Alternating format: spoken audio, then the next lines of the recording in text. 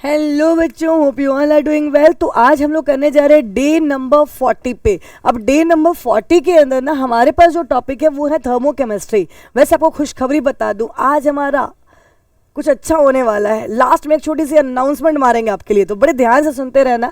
और हाँ, आपने देखा है मैं टॉपिक्स को ही लगभग एक रिवीजन जैसा देने शुरू कर चुकी हुई हूँ, तो प्लीज़ एंड प्लीज़ उसको थोड़ा फॉलो करें, समझे, राइट। थर्मोकेमिस्ट्री है, मतलब थर्मोडायनेमिक्स का वीडियो आपने कवर कर लिया है, तभी आज हम बैठे हुए हैं थर्मोकेमिस्ट्री के अंदर पार्ट 2, इसीलिए हमने लिख दिया है। कुछ और नहीं है, डायनामिक्स ही, बस यहाँ पे हम हीट ऑफ रिएक्शन वगैरह के बारे में पढ़ेंगे, डिफरेंट टाइप ऑफ हीट पढ़ेंगे। जैसे अगर हम आपको बोले हीट ऑफ कंबशन क्या होता है, हीट ऑफ एटमाइजेशन क्या होता है, लाइक हीट ऑफ हाइड्रोजनेशन क्या होता है, बॉन्ड एसोसिएशन एनर्जी क्या होता है, रेजोनेंस एनर्जी क्या होता है, बेसिक कुछ भी नहीं है, थोड़ा बहुत बस पता है तो हो जाएगा, मतलब न्यूमेरिकल ही कॉन्सेप्ट है यहाँ पे।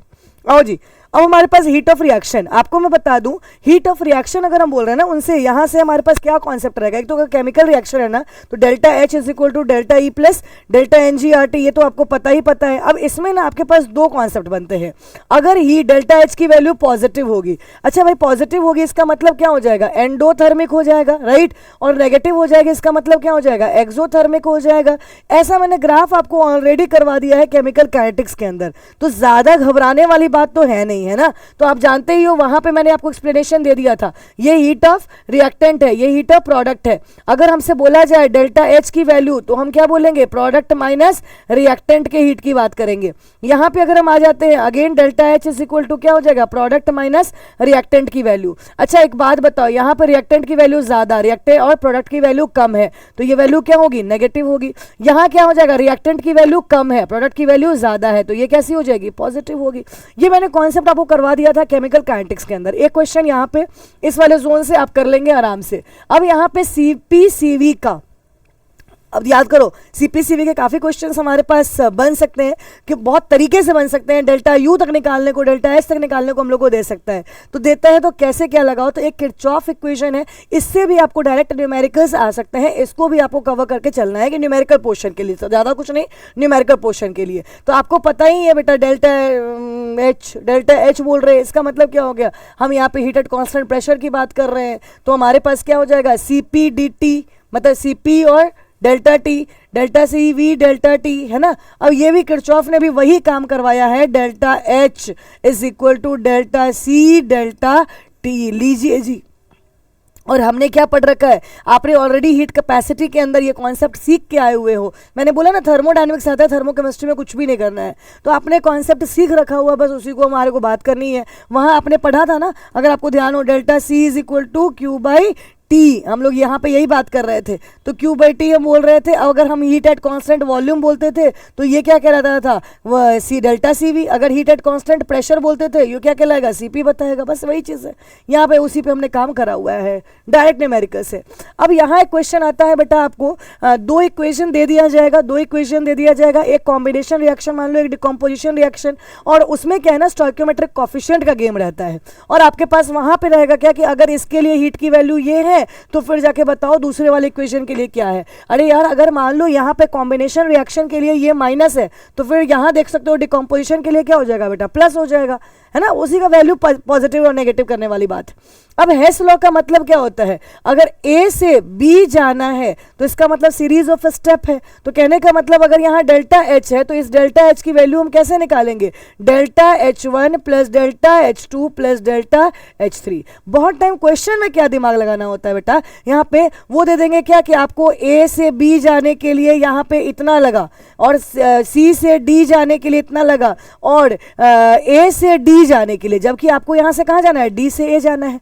तो क्वेश्चन में उन्होंने दे दिया क्या, प्लस एक्स प्लस वाई और यहाँ पे प्लस जी दे दिया। तो आपको दिमाग ये चलाना है कि मेरा इक्वेशन तो क्या बनेगा, प्लस एक्स, ए से यहाँ पे सी रख लो, ए से सी रख लेते हैं क्वेश्चन में, ठीक है ना। ए से सी के लिए हमारे को दे दिया प्लस एक्स, चलो ठीक है। सी से डी के लिए हमको दे दिया प्लस वाई, ठीक है। लेकिन डी से बी देना चाहिए था ना, तो इसने हमारे को क्या दे दिया, यहाँ पे बी से डी दे दिया है। तो बी से डी दे दिया है, तो हमारे को इसका आंसर जब भी लिखेंगे तो हम क्या लिखेंगे, यहाँ पे plus x plus y minus g. उल्टा कर देना। इसी में वैल्यू निकालने का क्वेश्चन एक आता है, ये अच्छा रहता है क्वेश्चन, ये डायरेक्ट है, ये सब तो निकाल लोगे। कैलोरीफिक वैल्यू निकालने को दिया जाएगा तो हीट ऑफ कंबशन जो होता है ना अपॉन मॉलिकुलर वेट, उस फ्यूल का कर लेना, आराम से निकल जाएगा तुम्हारे को कैलोरीफिक वैल्यू। एक क्वेश्चन ये है। हीट ऑफ सोल्यूशन अगर निकालना होगा तो जाहिर सी बात है लैटिस एंथैल्पी को प्लस हाइड्रेशन एंथैल्पी, इन दोनों के जो चेंज है ना, इन दोनों को ऐड करेंगे तब हमारे पास क्या निकल के आएगा, हीट ऑफ सोल्यूशन। ये क्वेश्चन जोन है, ये सब डायरेक्ट आने वाले क्वेश्चन है। और अभी शुरू में ही मैंने आपको बता दिया था हीट ऑफ एटमाइजेशन, ये सब में ना चेक बस करना है जैसे तुम्हारे को कि अगर हीट ऑफ एटमाइजेशन दिया हुआ है तो क्या वहां जो है ना हम एटम का ही फॉर्मेशन देखना है। एटम में वहां पे बनने की बात करेंगे, क्या करेंगे, एटम की बात करोगे और गैसियस फेज में सारे होने चाहिए, ठीक है। मतलब आप आयन अगर बनेगा तो हीट ऑफ एटमाइजेशन का कॉन्सेप्ट लगेगा ही नहीं, दिमाग ये सब लगाते रहना वहां पे। हीट ऑफ हाइड्रोजनेशन मतलब आप ट्रिपल बॉन्ड से डबल बॉन्ड से आप बोल सकते हो सिंगल बॉन्ड, ये वाला कॉन्सेप्ट ही हम लोगों को करना है ना। सिंगल से डबल, डबल से ट्रिपल, भाई इतना है, अगर इसके लिए हीट ऑफ हाइड्रोजनेशन की वैल्यू इतनी एक दी हुई है, एक बॉन्ड के लिए इतनी है तो 3 के लिए निकालनी है, बस क्या करना है इसमें। हीट ऑफ कंबशन में मैंने कैलोरीफिक वैल्यू वाला बताया ही। बॉन्ड एसोसिएशन, बॉन्ड तोड़ने में जो एनर्जी लगती है तो उसको बेसिकली, अबे भाई बॉन्ड तोड़ोगे, अगर मान लो मैंने तुम्हारे को बोला ये हमारे CH4 एक बॉन्ड के लिए हमारे पास मान लो कुछ एनर्जी दी हुई है कि CH की बॉन्ड एनर्जी इतनी है, तो आपको बनाना है क्या कि अगर यहाँ पे पूरा कंप्लीटली को अगर CH4 को यहाँ पे ऑक्सीजन के प्रेजेंस में डाला तो हमारे पास कंबशन रिएक्शन की बात कर रही हूँ, तो आपके सामने कार्बन डाइऑक्साइड प्लस वाटर आया।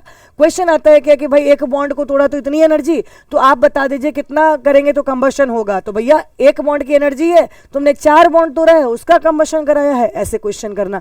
ये सब न्यूमेरिकल्स आपके पास आने ही आने हैं। रेजोनेंस एनर्जी में क्या हो जाएगा बेटा, आपके पास मेंशन, बड़ा फेमस क्वेश्चन एक होता है साइक्लोहेक्सिन वाला, ठीक है। साइक्लोहेक्सिन का आपको दिया है, मतलब एक बॉन्ड का दिया रहेगा, आपको बोलेगा बेंजीन के लिए निकालो, तो अगर एक बॉन्ड के लिए आपको दिया रहेगा, मान लो ऐसा है साइक्लोहेक्सिन का, हेक्सिन का एक बॉन्ड के लिए आपको एनर्जी यहाँ पे दे रखा है, ठीक है ना, एनर्जी आपको दे रखा है, और आपको बोल रहा है क्या यहाँ पे बेंजीन का निकालो, तो बेंजीन में कितना है, 3 बॉन्ड है, आपको ऑलरेडी वहां पे ना दे देगा कि भाई इतनी वैल्यूज है, तो इतनी वैल्यूज है, और आपके सामने क्या हो जाएगा बेटा, इसका वैल्यू कैलकुलेट कर लो। अगर एक बॉन्ड टूटने का इतना है तो 3 बॉन्ड टूटने का कितना हो जाएगा, करके रेजोनेंस एनर्जी निकाली जा सकती है, इजंट इट। आपको ऐसे क्वेश्चंस आने के चांस रहते हैं जब डायरेक्ट क्वेश्चंस है।